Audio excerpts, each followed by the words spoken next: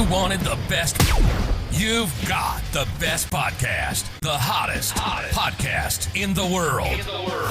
The Chris Voss Show, the preeminent podcast with guests so smart you may experience serious brain bleed. Get ready. Strap yourself in. Keep your hands, arms, and legs inside the vehicle at all times, because you're about to go on a monster education roller coaster with your brain. Now, here's your host, Chris Voss. Hi, folks. Chris Voss here from thechrisvossshow.com, thechrisvossshow.com. Hey, we're coming here with another great podcast. We certainly appreciate you guys tuning in.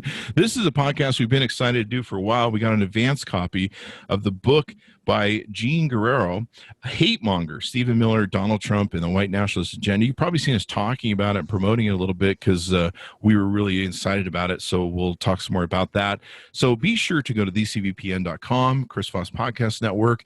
Refer the All Nine podcast to your friends, neighbors, relatives. Make sure you subscribe. If you want to see the video version of this discussion, go to youtube.com/Chris Voss, and you can see all the wonderful videos that we have up there as well.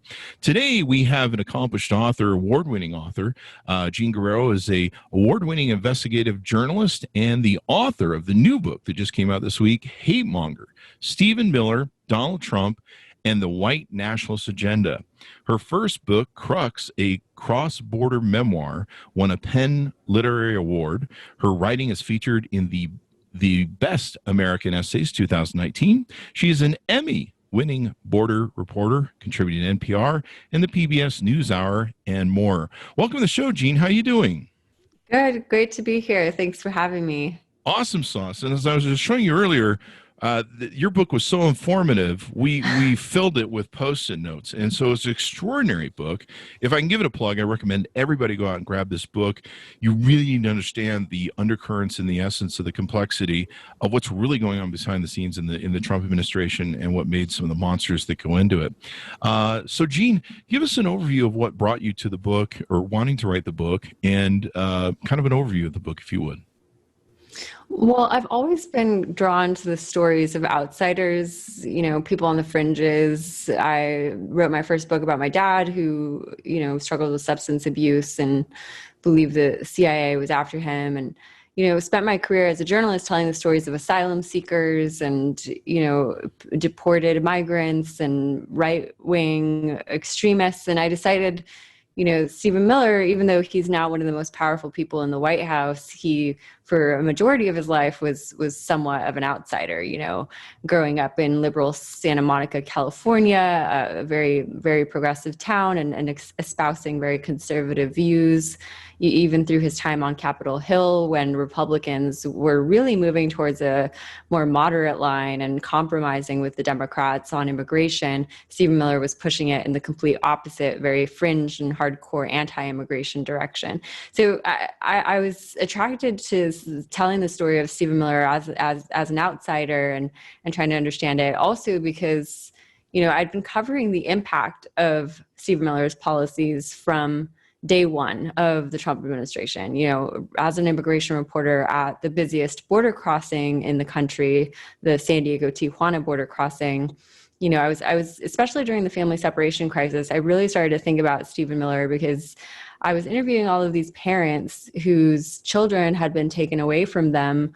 In most cases, parents who had presented legally at ports of entry, had no criminal records, hadn't broken any laws, and had simply asked for asylum the way that federal law requires, and had been separated from their children. In one case, there was a father from El Salvador whose 1-year-old baby was taken away from him, and he was locked up for 8 months without knowing, where his kid was. And when he finally gets the baby back, the baby was, covered in lice and just traumatized.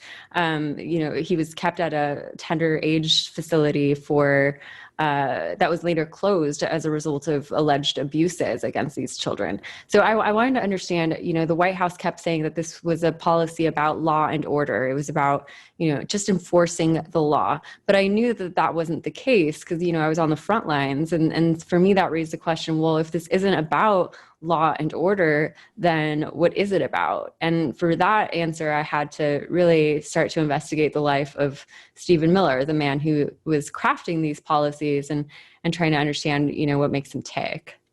And you did an extraordinary act of journalism in this book. I mean, thank you. In reading the author's note back here, your note, I should probably say, Hatemonger is based on more than 150 interviews, more than 100 of them directly acquainted with Miller's friends, family, or colleagues. It draws on hundreds of pages of court documents, email, correspondence, and other documents.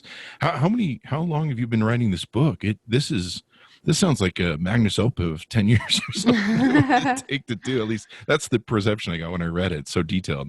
Yeah, well, thank you. No, I mean, I had to turn it around on a very quick timeline, 6-month timeline, because we really wanted to, inform the conversation, leading up to, just informing the conversation in 2020 and making sure that, putting this book out when it's still relevant.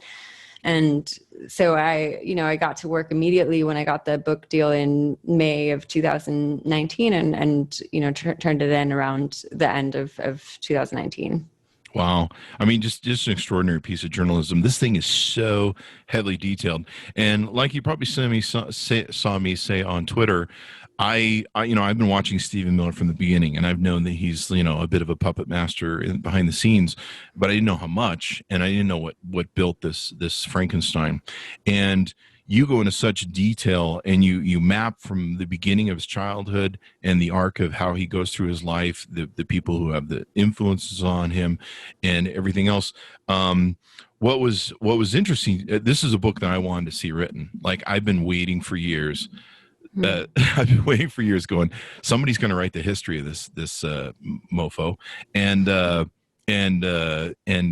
it's going to be interesting. And so when you came to me and said you've written this, I was like, yeah, somebody's wrote it. The history is out there, and so I was really excited from that nature.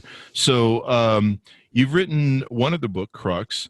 And so this book starts out, you start out talking about kind of laying the foundation of what his childhood was like.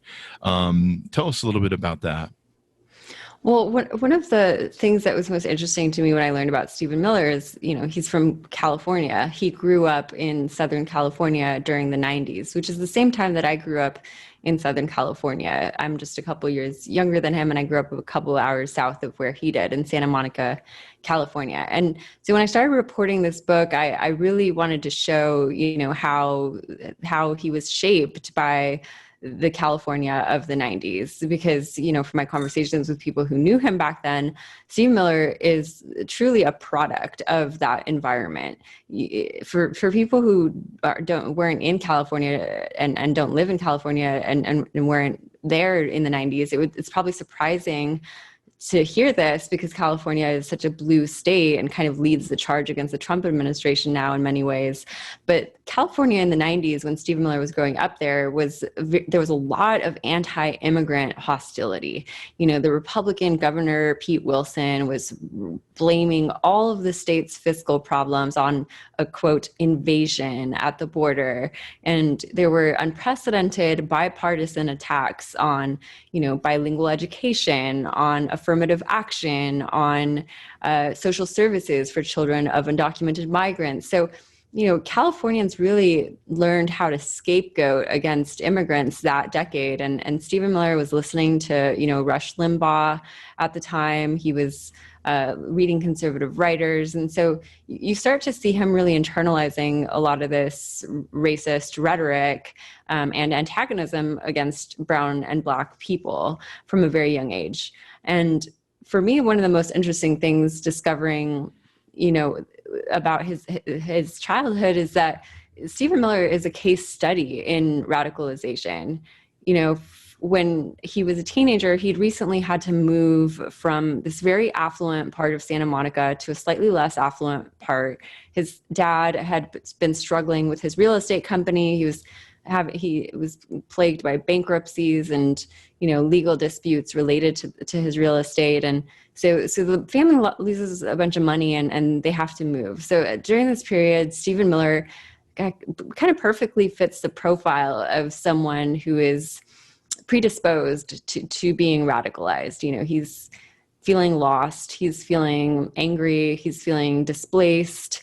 And this is around the time that he meets David Horowitz, who is a man who is a former Marxist and who became a right-wing radical, and at the time was looking for young conservative men like Stephen Miller to teach the tools of the civil rights movement in order to attack the civil rights movement. So, using the same language of the civil rights movement to against it, painting people of color and liberals as racists or as oppressors, and painting white conservative men as victims of discrimination based on their skin color. This real white grievance mentality, which was an inversion of the civil rights movement and a perversion of it. And he gave Stephen Miller these tools, introduced Stephen Miller to the fantasy that everything that we hold dear as Americans is a result of white men. This idea that white men created liberty and equality and all of these things, completely ignoring the role of, people of color in this history and in the civil rights movement. But Stephen Miller, for some reason, despite being the descendant of Jewish refugees, was really taken with this identification with whiteness and white male mentality. And you see him at school, like in high school, starting to go around expressing very racist sentiments, telling his Mexican classmates to go back home to their countries, telling them to speak English, breaking up with a Mexican friend and telling him that it's because of his Latino heritage, going into school board meetings to argue passionately against measures to improve racial equity in the school. So just stuff that you wouldn't expect to see out of a teenager. But, this is when he was being mentored by people like David Horowitz, who Horowitz in particular becomes kind of like a father figure to Stephen Miller, and, helps him publish self-promotional articles on his website, eventually shapes his career, gets him his first jobs in Congress, and goes on to play a direct influence on Trump's rhetoric and Trump's policies through Stephen Miller, according to private correspondence that I obtained for the book, which I can talk about later. Yeah, I mean, the thing that's interesting to me about people, and I've all my life I've always been enamored by why people do what they do and what gets them, what's that moment, that they fall off the bus or the wagon, they hit their head, their mom drops them on their head as a kid, and suddenly they turn into a monster like Hitler, Mussolini, etc. And so you detail as close as you can. I mean, you really couldn't interview, I guess, Stephen Miller and his mom. They weren't really interested probably in talking to you. No, from the very beginning, I reached out to Stephen Miller in the White House and told them that I wanted them to be a part of this process and give, Stephen Miller an opportunity to not only respond to other people's comments, but also, recommend people that he thinks I should talk to. But no, I just never heard back from Stephen Miller or the White House. And it's interesting to me because I've always looked at Stephen Miller and tried to figure out where he dropped, where he became this toxic thing. It's apparent in your book in the detail that you go into it. His father seems pretty toxic. He's in fights with his law office. He's in fights with his family. They're always in court. They're losing. They're having to step down from their kind of higher, richer life and he has to go to a different school that's filled with more immigrants because of his father. Constantly having this toxic sort of relationship. Is my perception of that right? Well, from my conversations with people who knew Stephen Miller's father and from, review of the court documents, his dad, he's described to me as being very Trump-like. He's described to me as very combative. The court documents describe him as a masterpiece of evasion and manipulation. He was getting into disputes with his own brother, who eventually, his brother is a psychologist who it gets, permanently separated from the family through a no contact order and a settlement agreement. And it also ends up deprived of a majority of the family inheritance due to alleged bullying by Stephen Miller's father, according to the court documents. And so it appears, there's some very interesting parallels, especially if you're familiar with the Trump family and the Mary Trump book. You begin to realize that there are some striking parallels between the family of Stephen Miller and the family of Donald Trump. And it helps to explain why these men have been able to, jibe so well together and mutually benefit one another and understand each other in a way that, few other pairs inside the White House do. But yeah, I mean, his father was expressing, he was initially a Democrat, and he starts to express his Republican viewpoints when things start to kind of fall apart with his real estate company. And so, it's not that hard to see a direct line between Stephen Miller and his conservative contrarian viewpoints and the ones that his father began to express around the time that his business dealings were falling apart. I mean, he used to talk about the ridiculous liberal elites and all of their regulations, et cetera, et cetera. And this is when you see Stephen Miller start to adopt the same kind of aggressive hostility towards liberals and as well as people of color. And that's usually what you find with racism. People are, that stuff isn't working out for them in life, and they decide to blame some other group of people for, it's their fault that I'm not succeeding in life, which is it's just it's awful and horrible, and it certainly doesn't help their situation or anyone's situation in the destructive nature of it. In looking at the profile you draw of Stephen Miller through your interviews, Stephen Miller has always kind of struck me as an incel. Like, if you're familiar with the incel sort of generation, and like I've always looked at him and gone, has that guy ever had a girlfriend in his life? And then you paint the picture of him being the troller, and some of it early on just being like for the attention. It's like, it seems like that's the only way he knows, being that toxic self is the only way he knows how to get some attention, which is kind of interesting. Yeah, I mean, in high school, he runs for student government under the platform of, students shouldn't have to pick up their trash because he says that that's what the janitors are there to do. And he knew, that this was going to provoke outrage and shock in the student body.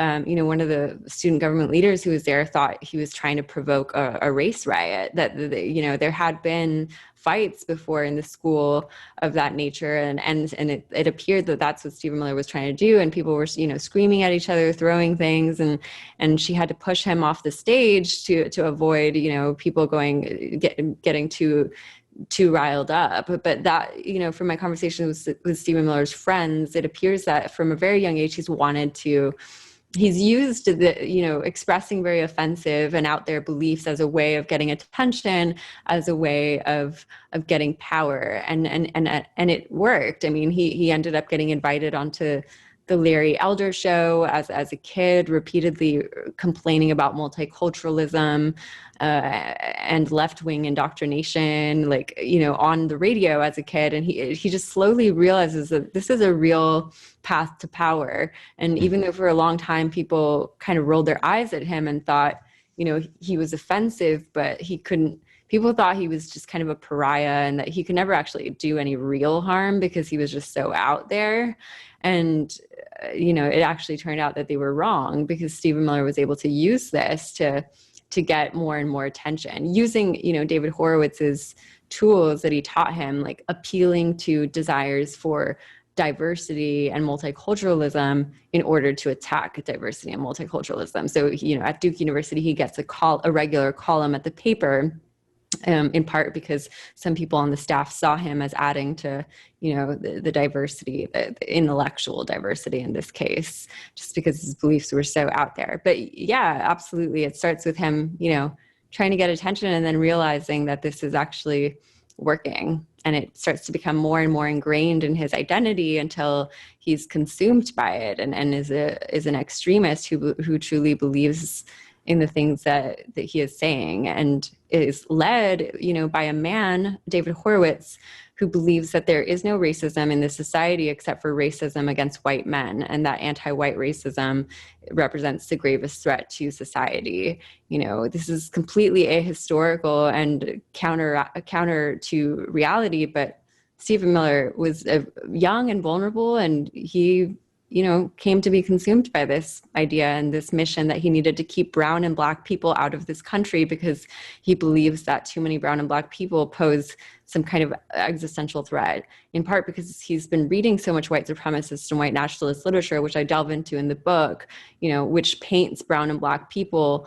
The white supremacist literature paints brown and black people as being more innately violent than white people, using misleading stats and anecdotes and the same kind of stuff that you see Stephen Miller now inserting into Trump's rhetoric, very gruesome details about alleged migrant crimes, slaughtering little girls, taking a hammer to crush a woman's eye sockets, really vivid language that is supposed to get you to be fearful and hateful of immigrants and to believe that they pose some kind of threat. I take to Stephen Miller as a man, in my perception of him growing up, and I know what men go through or he goes through. And so one of the things you mentioned in your book is there's a conversation he has with somebody about his parents. And one of the things he hates is when they give him the silent treatment, when they ignore him. Yeah. And I'm wondering how much that came out. What was interesting to me, also in your book, it was all interesting. But what was interesting is he has a Mexican girlfriend in, I believe, college. Yeah. So going back to your incel remark, he actually has had a girlfriend. Prior to his now wife, Katie Miller, he had one serious girlfriend that his friends are aware of. And this is a Mexican American girl that he met freshman year at Duke University, who he dated for the entire year. But she ended up leaving Duke University after freshman year, and they broke up, after that. But it's interesting because their friends described that relationship as very, awkward to me. Like, apparently she didn't want people to know that she was, in a romantic relationship with Stephen Miller. And so she was trying to keep it secret, and he liked her a lot more than she liked him, but they spent all their time together anyway. And, it was just an interesting courtship. And she is a Mexican American girl who had conservative beliefs. She was pro gun rights, like very pro gun rights and things like that. So it kind of makes sense why they were attracted to each other. But it is interesting, given that Stephen Miller has dedicated his life to demonizing and punishing the immigrant community, that his only girlfriend prior to his wife is someone of Mexican descent. And see, to me, what you see in a lot of these different monsters is what happened to them in childhood, or what affected them and what shaped them. And then, whatever vehicle of monstrosity that they decide to adhere on to fix or to deal or to pave over the demon inside them. And early on, he was reading Rush Limbaugh. You mentioned he was growing up on right-wing talk radio, which was on the rise. Rush Limbaugh, you quote him as saying, "It was like a page-turning thriller to me. Every page was like a new revelation." And Rush Limbaugh was railing against feminazis, Christopher Columbus being trashed, had a lot of hateful things to say about people of race and also women, and very sexist comments about women. And what I see is a young man in high school who there's another example you give where he's running up to classmate Keisha Ram, and she's doing some organized events for climate change, and he launches into speeches while he's lecturing her, and I see an incel sort of person who's attracted to women, and as guys, we kind of all go through this experience where we have to learn that approaching women is very different than how we interact with as guys. Like, if you remember when you were a kid, we all did the cooties things with our shoes or something, at least my generation did. But you had to learn that you had to deal with women very differently. You couldn't go up and treat them like another guy. And the Mexican girlfriend is an interesting sort of thing that he finally gets. But you see him acting out all through high school, and he can't get a girlfriend. And I'm sure, he's gonna, he's a young man, so. And he's trying to figure out how this isn't working for him. The girls don't seem to like it. And so it turns into kind of a twisted sort of sick fantasy or fetish or something where he's like, well, I'm just going to say more offensive things and maybe that will work, or maybe that's his punishment for the thing. And it reminded me of James Baldwin's sort of experience with it. He wrote about with the contorted sexuality and attraction and the people that race hadn't dealt with. He writes in Going to Meet the Man, where it dramatizes racism as symptomatic of an inner disorder that reveals itself through the protagonist's sexual dysfunction and the malady of a defective mind. And so to me, and I don't know definitively, but to me, that seems to be a lot of this crux of what started this internal crisis. And like you say, he's driven to first Rush Limbaugh, and then he gets on the Larry Elder show. I didn't even know this stuff existed, so you enlightened me a lot of stuff. And Larry Elder, puts him on the radio and starts like you say, using him as a protege and radicalization. And then of course he goes from there to David Horowitz, David Horowitz was like a huge shaping in the arc of his life. Exactly. Yeah, but it does have, I don't delve too much into it in the book, but there is some interesting parallels with, just these toxic manifestations of masculinity, like a rigid notion of what it means to be a man. And you see it in the people that Stephen Miller chooses to idolize, John Wayne and later Donald Trump being his ultimate hero. And just this idea that,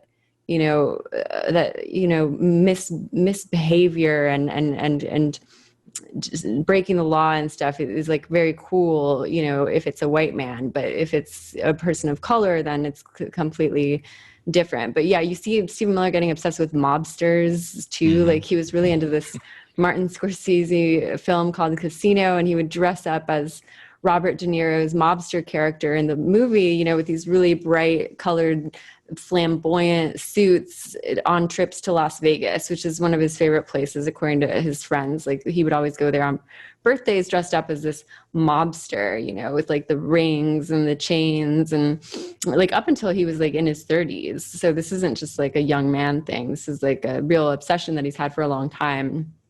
It's interesting to kind of, interrogate that a little bit and where that comes from. And a lot of it was just the narratives that Stephen Miller was being exposed to as a young man, which led him to identify with these, white male anti-heroes. Yeah. And the, oh man, I lost my point that I had on that. But what you see through him as a young man is he doesn't go through the experience that most men and women go through, where they get married at a young age, you have kids, you learn a decorum of empathy. At least most people do that aren't narcissists, I suppose. You learn a lot about life through those experiences, but he doesn't go through those because, well, he can't get any girlfriends. In fact, one of the stories that was funny in your book, you wrote about how with his girlfriend in college, he put the trash cans outside of her college door and to lock her in. It just yeah, really I thought that was interesting. Weird. Yeah, he traps her inside. He tries to imprison her inside of her dorm room by putting the trash cans and like taping them in a way where she can't get out. Like, I don't know, some kind of makeshift border wall. I have no idea. I mean, her roommate thought it was kind of like creepy. half insane, half a joke, but like a weird joke. And yeah, it's curious. His romantic life it could probably be an entire book in and of itself. Note to self: don't pick up chicks. Anyway. So that's it. But he really gets in deep into it. You have some quotes from the book. Racism does not exist. It's in your imagination. He also said segregation wasn't legally imposed, so it was irrelevant. He denies the civil rights movement. In his his high school yearbook, he puts, there can be no 50-50 Americanism in this country. There's only room for 100% Americanism, and only those who choose, or only those who are Americans and nothing else, which is pretty interesting. We've had a lot of discussion about the white nationalist sort of stuff. So you write about how he goes all through this stuff, and it's really detailed. That's what I loved about the book, because you can see just what creates this man in an arc. And more, like I said, he's single, he can't get a girl, and so it seems like a lot of this funneling of hate and anger and frustration, probably from an incel sense in some cases, just gets funneled just more deeply into hate. It just becomes ingrained. And what was interesting in your book too is you talked about how much David Horowitz just pretty much guides him right into the White House. It's crazy. Exactly. Throughout college, he recruited Stephen Miller to lead his terrorism awareness project, which is just this project of conflating Muslims and Arabs with terrorists through, this website that published Islamophobic material, and also through campus events. But like I said, Stephen Miller graduated from college kind of a pariah, didn't know where he was going to go or what he was going to do. And David Horowitz swooped in and rescued him. He got him a job with Tea Party Congresswoman Michelle Bachmann, who he thought would be a good fit for Horowitz because he thought that Bachmann shared their views about Muslims. And so he gets him a job as a press secretary working for Michelle Bachmann, where, he learns the ropes of Capitol Hill. He gets tired of working for her. And so David Horowitz gets him a job with Arizona Congressman John Shadegg for a few months. And then from there, he gets him a job with Alabama Senator Jeff Sessions, which is where Stephen Miller, works for several years and really starts to flex his muscles as someone becoming obsessed with immigration and attacking immigration as a way of re-engineering demographic flows into this country, which is an idea that he was introduced to when he was at Duke University.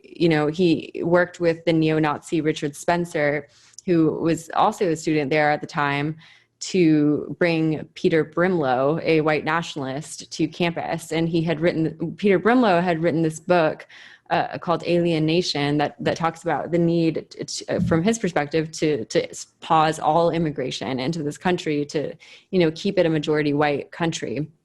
So, when he's working for Sessions, Stephen Miller successfully works to derail this historic bipartisan immigration compromise that Republicans and Democrats were working on to finally, really tackle the immigration issue, further militarizing the border, but also, trying to provide a legal pathway for people who've already established roots here. And Stephen Miller really painted this bill as, something that was going to, quote, decimate America, and, something that was being supported by what he called globalist elites who were just trying to destroy the United States through limitless importation of cheap labor, which completely mischaracterized the bill because, legitimizing a portion of the workforce would have required a fairer wage for them, not making it harder for people to exploit them. And so he succeeds in derailing this bill through partnerships with right-wing media. He got chummy with Ann Coulter, with Tucker Carlson. Stephen Miller has always been really good at networking in the right-wing media sphere. And so he works to derail this compromise. And eventually Trump catches his eye. He hears Trump talking about how the United States is turning into a, quote, third world, which is something that is often used by white supremacists to describe the, quote, browning of America. And so you see Stephen Miller getting really excited about Trump, and he wishes that he would run for president. And then when Trump announces his candidacy, Stephen Miller starts to immediately contribute free labor to the campaign, sending over memos with talking points, sending over immigration policy, and eventually gets recruited formally to the campaign as a top speechwriter and a senior policy advisor in January of 2016. And remember, this is a man who has, no prior policy experience. He's a public relations flack, and he's hired to shape Trump's policy. And he draws almost exclusively from think tanks, for the immigration policy. He draws from think tanks that were created by white supremacists who believe in population control for non-white people. And this is what, I try to connect the dots in the book to show people that, Stephen Miller has learned how to very effectively launder white supremacist ideas through the language of heritage, through the language of, economics and national security, painting this as something that's about heritage and the economy and national security, when in fact, if you actually connect the dots and look at where he's pulling this material from, it is about race. It is about re-engineering the ethnic flows into this country because he believes, because he was radicalized and indoctrinated at a young age, that brown and black people are that they pose some kind of apocalyptic threat. Yeah. I mean, I had to learn that in 2016 when I had to start going, what is white nationalism? What's going on here? Why is this guy elected? And the keywords, culture, our heritage and stuff, and I had heard that stuff, but I hadn't equated it with anything. And then doing the research, I had to go, wow, okay, they've hijacked these terms. So I got to be careful what I say. In fact, just jumping back a little bit, this floored me when I read it in your book. Michelle Bachmann's running for office and she's arguing with her opponent. And Michelle Bachmann responded that his remark was highly offensive to the victims of migrant criminals. She said, migrants were bringing in diseases, bringing in drugs, bringing in violence. Her language reflected Miller's views. And that's Donald Trump at the bottom of the elevator on day one, right? Exactly. Yeah. Holy crap. Yeah, exactly. I mean, Stephen Miller didn't shape those, at least according to the campaign officials who I spoke to, he didn't play a role in that first speech that Trump gave, but Stephen Miller, used a much more effective apocalyptic language to rile up fear. It's Trump's initial comments about Mexicans as rapists and criminals were really offensive, and they were offensive, but they didn't incite as much fear as the language that Stephen Miller uses. Really talking about American carnage, talking about, as I said earlier, migrants slaughtering little girls, just very vivid language that Trump isn't very good at using because he's not a very articulate man. But Stephen Miller, brings that to the table as a very bookish person and as a person who's been reading a lot of white supremacist literature and knows how to demonize migrants in a very effective way. From day one in the White House, Stephen Miller, one of his first actions is to create an office that is dedicated to the daily demonization of migrants, pumping out press releases about the crimes of migrants. He specifically asked officials to include photos of people's gang tattoos to try to really rile up fear. And so, yeah, I mean, Stephen Miller just brought to the table his work ethic and his knowledge of white supremacist literature. And it's extraordinary detail what you put in the book, where you talk about how he literally starts just running all these different departments and Border Patrol, and he basically just starts running them, and he starts kind of personifying or acting like, well, this is what Donald Trump wants, and if you're talking to me, you're talking to Donald Trump. And people, fall to him with this fealty and this authoritarian sort of thing. And he I don't know if he was the one who really pushed this in the White House or if Donald Trump's narcissism did, but he really propagates that whole either everybody marches the same thing, or he moves people out that get in his way or that have some concerns. He even controls the narrative of the PR. At one point, someone says, well, immigrants that come to this country contribute $68 billion to the economy. So there's kind of a net positive there. Exactly. And Miller's like, bury that. Like, everything is about the demonization. And it really becomes a sickness to a point that, what was it that someone wrote? The point is the evilness or the meanness. The cruelty. The cruelty is the point. Yeah. Yeah. It really is, the performance of cruelty from, all of my interviews with White House officials. It is clear that Stephen Miller in many cases was motivated by trying to perform cruelty in order to deter people from coming. He thought that, if you have the systematic separation of children from their parents, that this would traumatize enough people that, the word would get back to Central America. Don't go to the US. They're going to, traumatize your family permanently. And it, in a sense it worked. I mean, they permanently traumatized these families, children who, to this day have nightmares and attachment issues, fearing that their parents are going to be disappeared. And in many cases, hundreds of parents were deported without their children, total chaos. And part of this is because Stephen Miller, was ramming these policies through without consulting with the national security experts, without consulting with the normal bureaucratic or policymaking process. And so, agencies were not communicating with one another. People weren't keeping track of people. And it just created a real disaster. And so, sometimes people say, well, I mean, look at all the times that the court has stopped Stephen Miller's actions. Doesn't this mean he's been largely ineffective in the White House? And while that's true that the courts have stopped many of the things he tried to do, like, the systematic separation of families, it's still just the mere fact that it happened, had some kind of effect that was thrilling to Stephen Miller. And when it stopped, it gives Trump and Stephen Miller a further opportunity for demonization, because now they can demonize what Stephen Miller calls the liberal activist judges. The entire judiciary is now the enemy. And so it continues to provide them with further demonization abilities. And then, for them, it's about getting reelected and staying in power. And Trump believes that if he continues to demonize and hurt communities of color the way that Stephen Miller has helped him do from the very beginning, that he is going to get reelected. He thinks that he got elected in the first place because of Stephen Miller, and he thinks that he needs Stephen Miller's extremism in order to get reelected again in November. That was the thing I was going to ask you. Would we have Donald Trump as president if it hadn't been for him meeting Stephen Miller?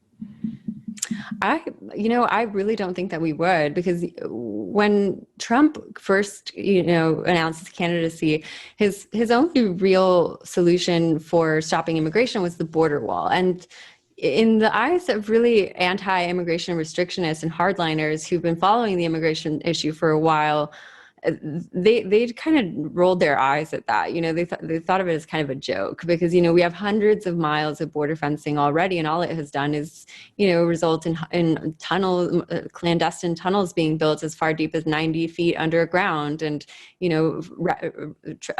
flows of people getting moved into other places, the desert, the ocean, underground. And so it wasn't until Stephen Miller came onto the campaign and started pulling policies directly from these think tanks that want population control for non-white people that Trump's, appeal grew beyond, it massively grew to encompass, many anti-immigration restrictionists and people, who harbor racist beliefs. And they were able to really stoke white fear and white hatred in order to get Donald Trump into the White House in a way that I feel like Trump would have, tried to do, but been kind of at a loss for how to strategically do without Stephen Miller.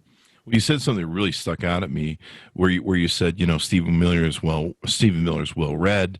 He educates himself. We know that Donald Trump, I don't know that he's ever read a book, and maybe if his name was on the cover or something. But this seems to be the real arc behind him. In fact, the wall was a mnemonic device that I think was designed by two of the people. Sam Lindbergh and just to keep him on message. Keep him on message, exactly. The wall was an easy thing to remember the immigration issue with. The thing you detail in your book at the end part is how the horrors of what they do to these kids, these families, and the cruelty. Have they even gotten all the kids back together with their parents? I don't think they have ability to, because no one kept track of it. Well, so the thing is, when the federal judge in San Diego ordered them to stop separating families, there was, Commander Jonathan White at the Health and Human Services Agency that, oversees the Office of Refugee Resettlement that's in charge of the kids, who really did a fantastic job of, reuniting these children and tracking down these it was a really hard thing to do, going into Central America and finding these parents who in many cases don't even have a cell phone, and somehow, piecing these families together, or getting consent to keep them separated. The problem is that family separations continue to happen through today, even though the federal judge said that they can no longer happen. The zero tolerance policy was revoked, but there's these executive orders that Stephen Miller worked on in January of 2017 that can remain in place, that expand Border Patrol and ICE's ability to keep people detained. And if you are going to keep people detained, the only way to skirt legal limits on how long you can detain children is to separate them. And so you see these separations continuing, it's impossible to quantify because it's continuing to happen, and they're being these agencies lack transparency, and it's a disaster that continues through today. And I think he just laughs the whole time. Like even when the Supreme Court shuts him down, or another avenue, he's always at work to do something else. And I think he just laughs. Like I really would like. It's too bad we can't find out if there was like a lot of Mexican girls who rejected him in high school, and this is like what the core of his thing is. You start the book out and you end it on a interesting note. There's a anonymous letter that comes that goes out through, I think, a school mail system, and it's highly racial, and the implication is that it might have been him that wrote it.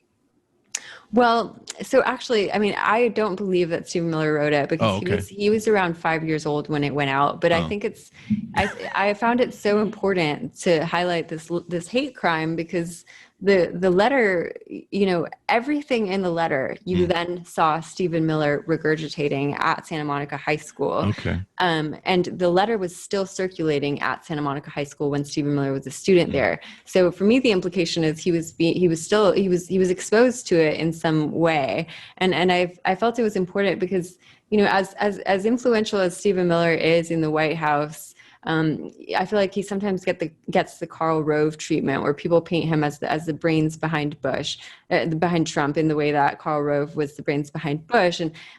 And I think it's important to distinguish between that and what is happening with Stephen Miller. Stephen Miller is not inventing this stuff. He didn't come up with this stuff. His skill is the work ethic and the discipline, but also just how good he is at regurgitating other people's talking points and other people's points of view. And that's why I see him as a case study in radicalization, an extremist who was indoctrinated and is now in the White House because, he didn't invent this stuff. And from the time he was a little boy, there's this letter that, goes out to hundreds of families with Hispanic surnames from this very school that Stephen Miller would later attend, saying that Mexicans are brown animals and that, white people are going to gas them like Hitler gassed the Jews. Wow. And just really horrific hate language.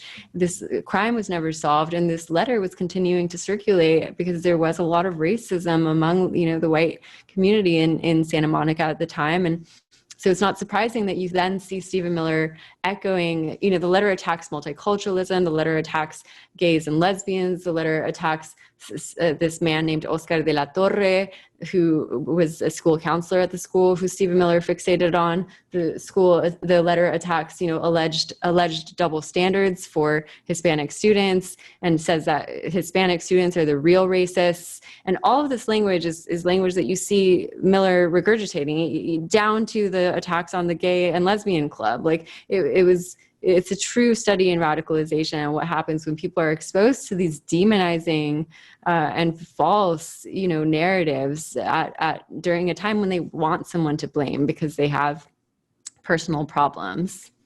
Do you think that there's a reconciliation where he or maybe Trump too gets held for crimes against humanity? I mean, it's a U.S. based thing. I don't think it'll end up in Geneva or The Hague, but. Yeah, it'll be really interesting to see what happens. I mean, Stephen Miller's own family members have told me, as I quote in the book, that they believe he should be tried for crimes against humanity. Wow. Jeez, wow. That makes for interesting family get together. Yeah. There's the guy. I would like to say my first vote right here, Chris Voss. I would like to see him tried for crimes against humanity and Donald Trump. What they have done is so horrendous, and the heartbreak, the people in the book. There's a few things that he was indoctrinated to. The John Bannon with the Camp of the Saints, this genetic superior of whites. Which, when you look at Steve Bannon, if he's the genetic superior of whites, I don't want to be part of the white race. I remember his spray on hair. And then one of the things you talk about in the book, early on, he tries to kind of be the face of maybe the Trump administration and come out, and he does those extraordinary, just like off the wall, like the president has the ultimate power and he shall not be questioned. You're just like, what the hell's going on? And then he just dips back under the radar, and it's amazing too, because he's been one of the only surviving cabinet members, other than Ivanka and whatchamacallit, just about than anyone. He's the longest lasting advisor outside of the president's family. And it's because he gets Donald Trump. He gets him emotionally, psychologically, spiritually, in part because of his childhood, which I delve into in the book. But also they have this shared instinct for violence, this shared fascination with it. You see it in the language that they use from a very young age. Trump talks about how he wants to be seen as a killer, and how important it is to be a killer. And Stephen Miller shares those instincts for violence and has his hands on the pulse of Trump's most violent voting base because of the fact that he's been reading white supremacist literature for so long. And so this is how you see, and also the fact that Stephen Miller skirts a bureaucracy in the same way that Trump does, just having no regard whatsoever for the officials who have worked there for decades and have expertise to bring to the table. So, it's really remarkable how these two men work together. It really is, and the detail you put in the book with Trump, he was the same sort of just toxic child, so much so that his family sent him to the military school. They're just like, hey man, to come back when you're 18. So you detail this in the book. It's an incredible book. As I was going through it, like one of the things I kept thinking is like, this feels like it spent years. I mean, it's just wonderful investigative journalism and so detailed. And I was just blown away. And I really want people to read it because they need to understand the undercurrents, the powers that are going on behind the thing. And the other thing I saw in reading it, especially the second half of the book, when you get into his time in the government, is how much money we are spending, how much time we are spending in the persecution of these people, these immigrants, these human beings, and how much money, like, he came into power under this guise that, well, these people steal your jobs and they take all the money out of this economy and blah, blah, blah. And you look at the amount of money that we spend to persecute these human beings. That's a really great point, especially, because it is like, this is an issue that affects everyone, regardless of whether you care about immigration or not, because of the money that is being spent on this persecution, as you so articulately point out right now. And also just because, the focus is no longer on actual serious threats to America, such as the pandemic or such as, domestic terrorism. The threat is now, the focus is on families and trying to keep families out of this country because there's some fear about, them reproducing too much in this country. And so it really impacts everybody, Stephen Miller's extremism. And we probably could have, all those voters in the steel towns that died and they don't have any industries, and I feel for them, I'm empathetic for them, but they voted for Trump because he promised jobs. We could have built them mansions. Yeah. If somebody calculates the money and stuff. And Jean, it's been wonderful having you on the show. Anything more we need to know about the book as we close out? It's just the fact is that Donald Trump is going to be leaning more and more on Stephen Miller leading up to the election because of this era of crisis and his need to distract from his disastrous response to the pandemic. And so if you want to understand, the disaster that we're living 2020, it's very important to understand the story of Stephen Miller and how he came to power and the influence that he's had over Donald Trump. And also that if he gets reelected, we got more of this stuff coming down the pike, and we do. I'm just trying to get to the election and keep my sanity together. But there you go. So grab the book, Hatemonger, by Gene Guerrero, Stephen Miller, Donald Trump, and the White Nationalist Agenda. I talked to a lot of people that they're just normal everyday folks, and like, Steve Miller who? And I'm like, start explaining it to them, and they go, what is going on in our government? And I'm like, yeah, you need to read this book so you understand what's going on, because you and I have been studying this from the beginning, because like right away I was like, I got to find out what the hell just happened, because this is really freaking out there. And right. Your background from reporting from that area does a lot of that. Give us your plugs, Gene, so people can look you up on the interwebs. Oh yeah, people can find me at my website GeneGuerrero.com, or you can follow me on Twitter, which is Gene JeanGuerre. That's my Twitter handle as well as my Instagram handle. Awesome sauce. Go out and get the books, guys. Share it with your friends. Share it with people that need to vote. Share it with people that don't understand the white nationalist agenda. We literally have a KKK racist, and I might be embellishing a little bit, but I honestly think if Donald Trump wins 4 more years, they're all going to be walking around in hoods. I'll be moving to Canada or Mexico, actually, trying to hitchhike my way out. But yeah, I can't get out now, so wow. Right. There you go. I'm stuck. So anyway, check out our book, guys. Go to amzn.to. It's an incredible detailed journalistic read. This is like a Bob Woodward sort of read in just the details on what goes on and mapping it out, and you get to see the monstrosity that this has created and the cruelty, and hopefully it will cause I think historians will be talking about in the future. So you've written a great magnum opus here. Thank you so much, Chris. Thank you, Gene. Thanks to my audience for tuning in. Be sure to go to thecvpn.com and refer the show to your friends, neighbors, relatives. Make sure you subscribe. Go to youtube.com/Chris Voss and Chris Voss Podcast Network.com. Thanks to my audience for tuning in, and we'll see you next time.